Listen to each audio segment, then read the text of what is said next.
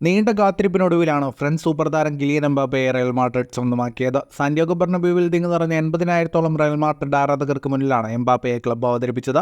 PSG-യിൽ നിന്ന് free ട്രാൻസ്ഫറിലാണ് Mbappe റയലിൽ എത്തുന്നത്. എന്നാലും ലോക ഫുട്ബോളിലെ സൂപ്പർ താരങ്ങളിൽ ഒരാളായ എംബാപ്പയെ ക്ലബ്ബിലെത്തിക്കാൻ ബമ്പർ ഡീൽ തന്നെയാണ് റയൽ വാഗ്ദാനം ചെയ്തത്. ഒരു സീസണിൽ ശമ്പള ഇനത്തിൽ മാത്രം 136 കോടി രൂപയാണ് റയൽ ഫ്രഞ്ച് താരത്തിന് നൽകുക. സൈനിങ് ബോണസ് ഉൾപ്പെടെയുള്ള മറ്റ് ആനുകൂല്യങ്ങൾ വേറെയും. 5 വർഷത്തേക്കാണ് താരവുമായി റയൽ കരാർ ഒപ്പിട്ടത്. ഈ കാലയളവിൽ ബോണസ് ഇനത്തിൽ മാത്രം 150 മില്യൺ യൂറോ എംബാപ്പയ്ക്ക് ലഭിക്കും. ഇപ്പോൾ പുറത്തുവരുന്ന നിരവധി റിപ്പോർട്ടുകൾ പ്രകാരം കിലിയൻ എംബാപ്പയുടെ ശമ്പളവും ബോണസും നൽകുന്നതിനായി റയൽ മാഡ്രിഡ് ബാങ്കിൽ നിന്ന് ഏകദേശം 130 മില്യൺ യൂറോ കടം വാങ്ങിയിട്ടുണ്ട് എന്നുള്ളതാണ്. സ്പാനിഷ് ഡിജിറ്റൽ ന്യൂസ് പേപ്പറായ വോസ് പോപ്പുലിയാണ് വാർത്ത പുറത്തുവിട്ടിരിക്കുന്നത്. കൂടാതെ ജൂൺ 30 അവസാനിക്കുന്ന ഫസ്റ്റ് ടീമിനുള്ള ശമ്പളത്തിന്റെ ആദ്യ പേയ്മെന്റിന് തൊട്ടുമുമ്പ് റയൽ മാഡ്രിഡിന്റെ ക്യാഷ് ഫ്ലോ 82 മില്യൺ യൂറോയിൽ നിന്നെന്നും സ്പാനിഷ് ക്ലബിന്റെ 20 വർഷത്തിനിടയിലെ ഏറ്റവും കുറഞ്ഞ ക്യാഷ് ഫ്ലോ ആണിതെന്നും റിപ്പോർട്ടിൽ പറയുന്നു. അതേസമയം കുറച്ച് ദിവസങ്ങൾക്ക് മുമ്പ് 2023-24 സീസണിൽ 1 ബില്യൺ യൂറോയുടെ വരുമാനം മറികടക്കുന്ന ചരിത്രത്തിലെ ആദ്യ ഫുട്ബോൾ ക്ലബ്ബായി റയൽ മാഡ്രിഡ് മാറിയിരുന്നു.